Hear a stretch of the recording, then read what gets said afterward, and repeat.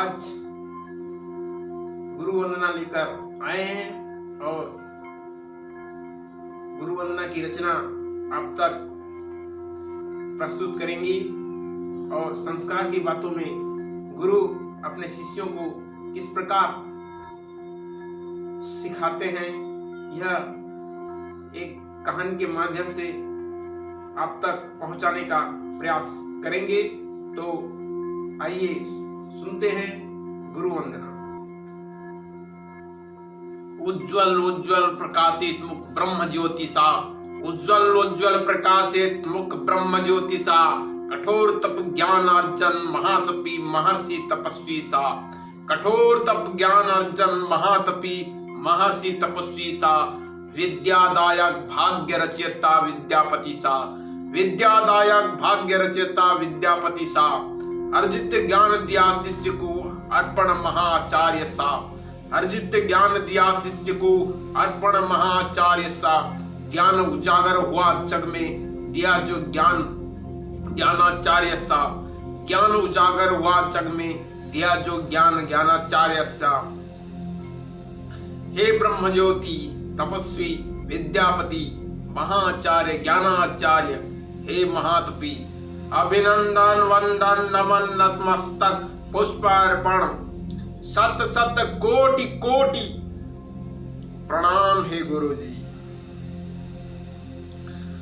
अभिनंदन वंदन नमन नतमस्तक पुष्पार्पण सत सत कोटि कोटि प्रणाम हे गुरु जी। मातृत्व स्नेह से सिंचित किया मातृ स्वरूपी सा, मातृत्व स्नेह से सिंचित किया मातृ स्वरूपी सा, उदर पूरित क्षुधा आतुर को किया पितृस्वरूपी सा, उदर पूरित क्षुधा आतुर को किया पितृस्वरूपी सा, सह सह क्षण क्षण साथ निभाया मित्र स्वरूपी सा, सह सह क्षण क्षण साथ निभाया मित्र स्वरूपी सा, शब्द बनकर आवाज दिया प्रतिपल सूक्ष्म स्वरूपी सा, शब्द बनकर आवाज दिया प्रतिपल सूक्ष्म स्वरूपी सा, साथ लिया आत्म से आत्मज्ञान तक, साथ लिया आत्म से आत्मज्ञान तक परमात्म स्वरूपी सा। हे मातृ स्वरूपी पितृ स्वरूपी मित्र स्वरूपी सूक्ष्म स्वरूपी, हे परमात्म स्वरूपी, अभिनंदन वंदन नमन नतमस्तक सत पुष्प अर्पण सत सत कोटि कोटि प्रणाम हे गुरु जी। अभिनंदन वंदन नमन नतमस्तक सत सत कोटि कोटि प्रणाम हे गुरु जी। भाव चित निर्मल किया विचित्र निर्मलकारी सा, भाव चित निर्मल किया विचित्र निर्मलकारी सा, योग्यवान शिष्य निर्मित किया गुरु सृजनकारी सा, योग्यवान शिष्य निर्मित किया गुरु सृजनकारी सा, कल्याण निमित्त मानव मध्य उत्पन्न परोपकारी सा, कल्याण निमित्त मानव मध्य उत्पन्न परोपकारी सा, सर्व योग्य क्षमा निधि सुसंपन्न द्विज देहधारी सा, सर्व योग्य क्षमा निधि सुसंपन्न द्विज देहधारी सा, दुख नाश किए रोगी जन के वैद्य आरोग्यकारी सा, दुख नाश किए रोग जन के वैद्य आरोग्यकारी सा, हे निर्मलकारी सृजनकारी परोपकारी आरोग्यकारी, हे द्विज देहधारी, अभिनंदन वंदन नमन नतमस्तक पुष्प अर्पण सत सत कोटि कोटि प्रणाम हे गुरु जी। अभिनंदन वंदन नमन नतमस्तक पुष्पार्पण सत सत कोटि कोटि प्रणाम हे गुरु जी।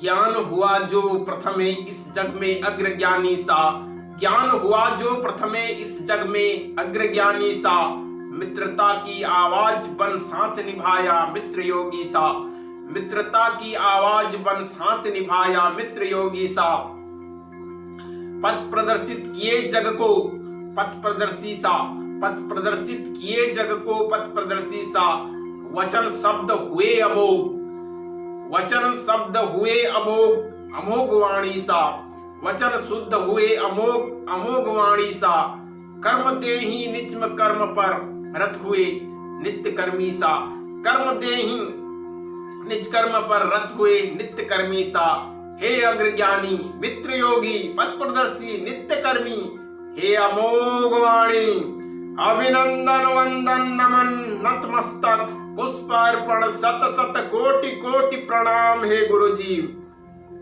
अभिनंदन वंदन नमन नतमस्तक पुष्प अर्पण शत शत कोटि कोटि प्रणाम हे गुरुजी।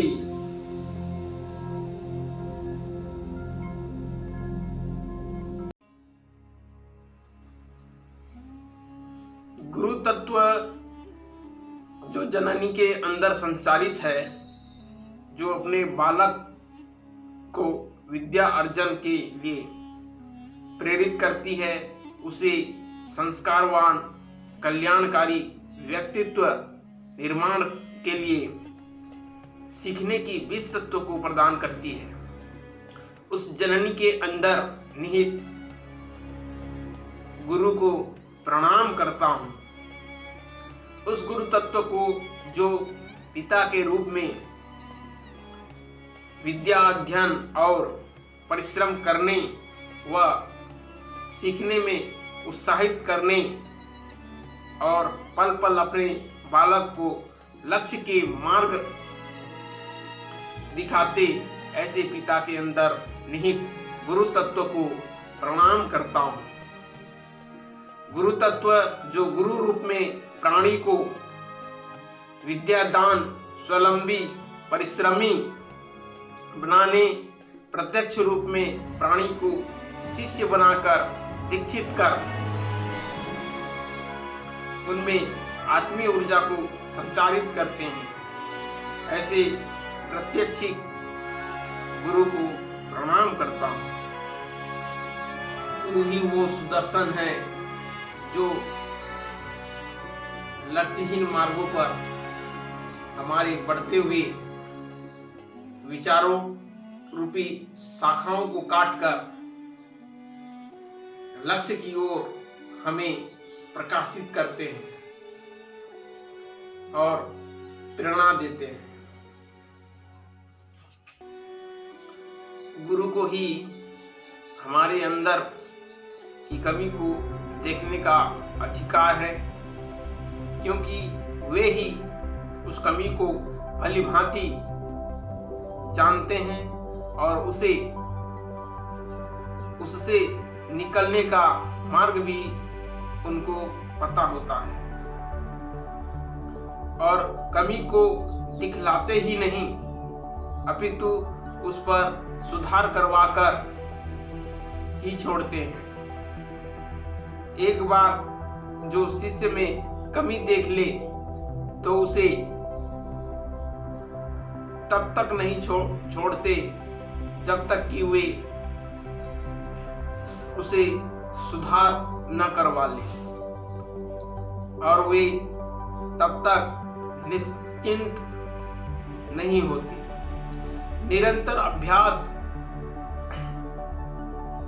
ही प्रथम और अचूक उपाय होता है, और यही उपाय का उपयोग किस प्रकार करना है, इसकी विधि गुरु को ही विदित होता है, उन्हें ही पता होता है। गुरु जो कमी देखे वो हितकारी होता है और वह कमी कहलाती है, और अन्य व्यक्ति द्वारा देखे गए कमी निंदा कहलाती है, क्योंकि अन्य व्यक्ति उस पर निंदा तो करता है, उस पर सुधार नहीं करता। उस पर सुधार नहीं करता अपितु उसको दुखित करने के विचार से उसकी कमी को उजागर करता है। चाहे व्यक्ति कितना ही अच्छा कर्म कर ले, परंतु उस व्यक्ति को उसमें किसी न किसी प्रकार की कमी नजर जरूर आती है, क्योंकि उस व्यक्ति को कमी देखने की अभिरुचि है। उसकी इंद्रियां उसे वही दिखाती है जो उसके अंदर निहित है, या वह कमी का रूप कहा जा सकता है। उसके अंदर की यह कमी होती है जो उसे किसी व्यक्ति की अच्छाई नजर नहीं आती। बात को समझने हेतु एक गुरुजी और उनके 3 शिष्यों की कहानी सुनते हैं और समझने का प्रयास करते हैं। विश्वासपुर नामक एक ग्राम के नदी किनारे उस गुरुजी का आश्रम था। उसके 3 शिष्य थे, आत्मविश्वासी, गुरु सेवक और धैर्य। एक दिन तीनों आत्मविश्वासी, गुरु सेवक और धैर्य ने अपने गुरुजी से पूछा कि हे गुरुजी, हमें परमात्मा क्यों नहीं दिखाई देते? तब गुरुजी ने कहा, आज आप लोग पहले मेरा एक काम करना। तीनों ने कहा, जी गुरुजी, आप आदेशित करें। गुरु ने कहा, आत्मविश्वासी, तुमको ग्राम के उत्तर दिशा की ओर जाना है और धैर्य तुम्हें दक्षिण दिशा की ओर, और रास्ते पर जो दिखाई दे उसके अंदर तक अपना दृष्टि लगाना है।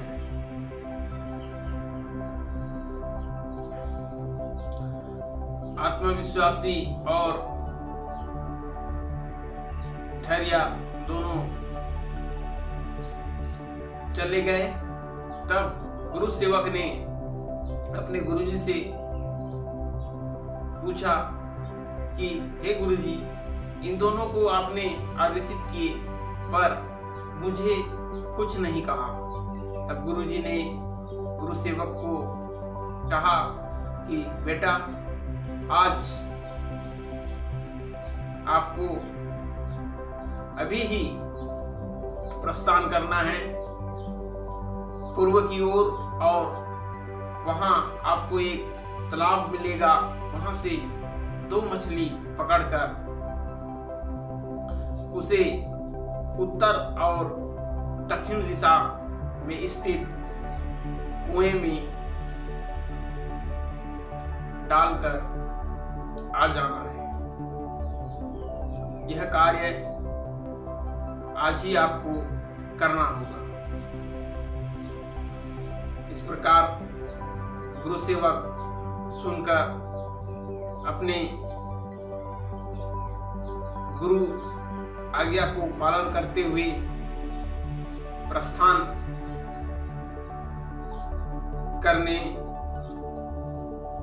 गुरु के आदेश के अनुसार गुरु सेवक ने पूर्व दिशा की ओर जाकर उस तालाब से 2 मछली पकड़कर उत्तर दिशा और दक्षिण दिशा में स्थित कुएं में उन मछलियों को छोड़कर आ गए।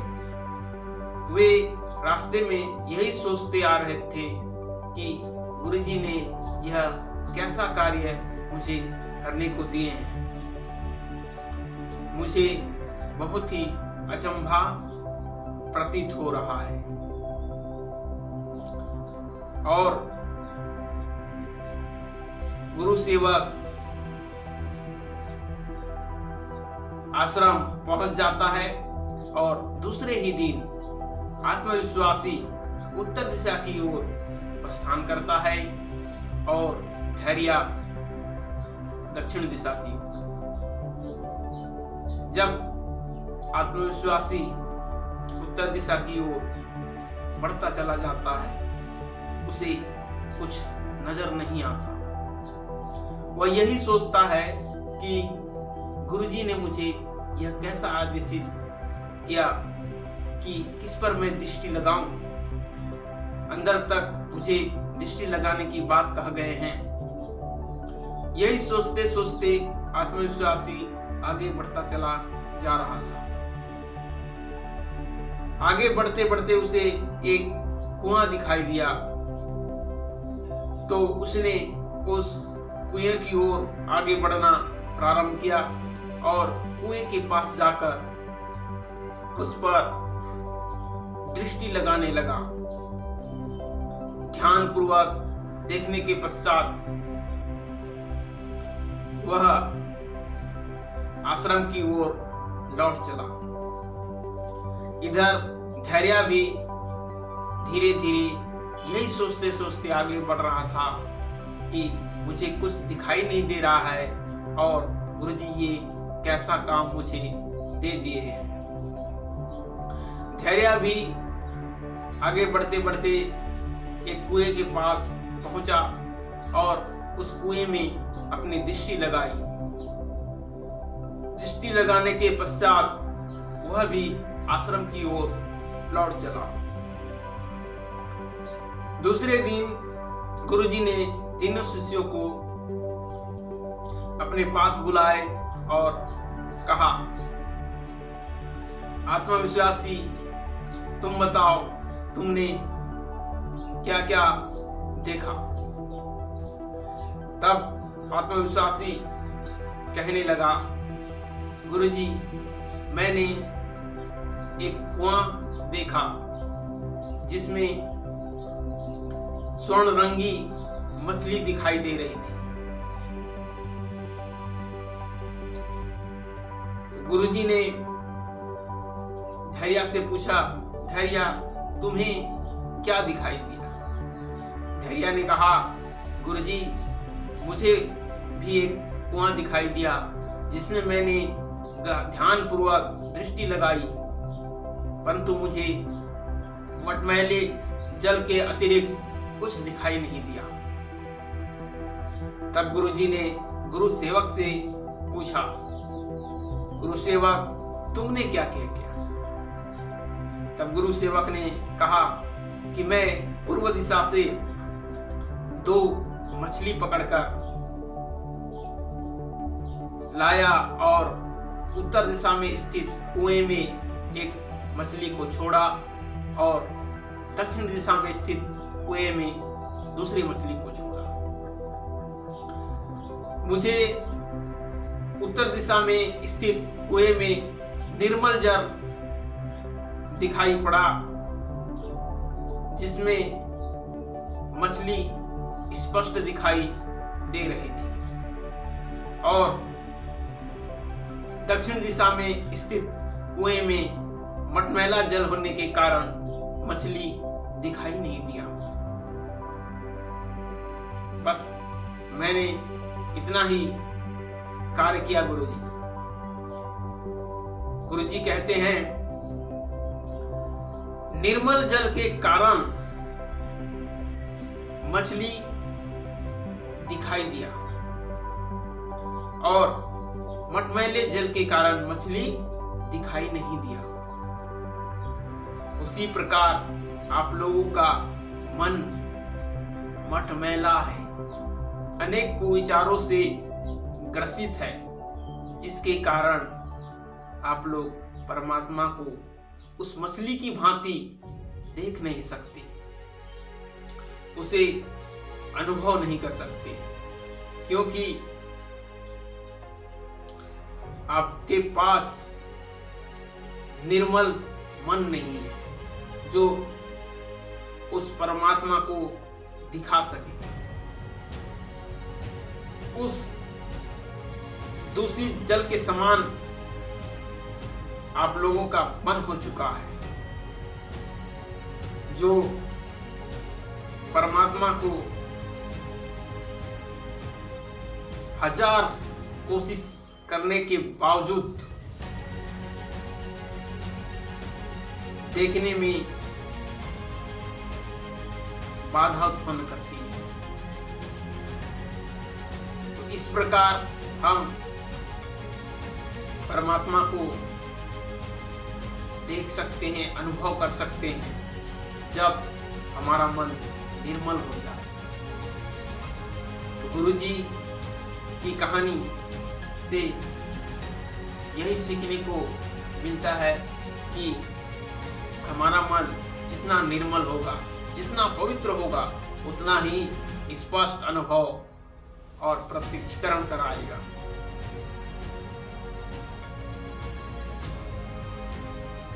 गुरु इसी प्रकार अपने शिष्यों को सिखाते हैं। वे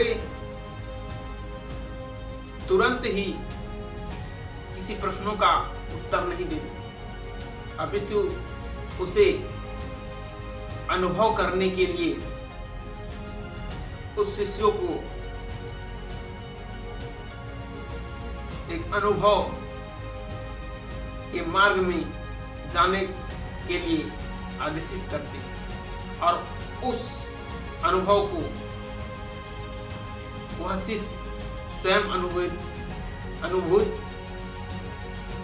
अनुभव करके सीखता है। यदि मन में उस वस्तु के प्रति कुविचार है तो उस व्यक्ति को वस्तु पर अनेक कमी दिखाई देंगी। जो कुविचार दिखाएगा वही उसे नजर आएगा। अच्छी सोच अच्छा दिखाता है और बुरा सोच बुराई या कमी दिखाता है। हमारा मन उस जल की भांति कार्य करता है।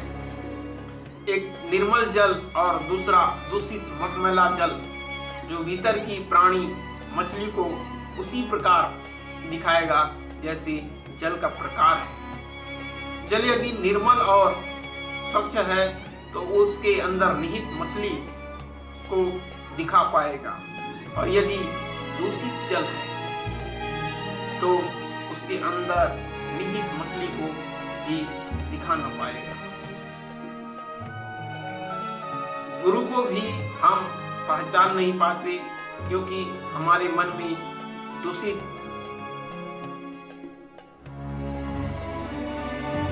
जल की भांति संदेह युक्त कारण विकार जमघट की भांति मन में स्थित है,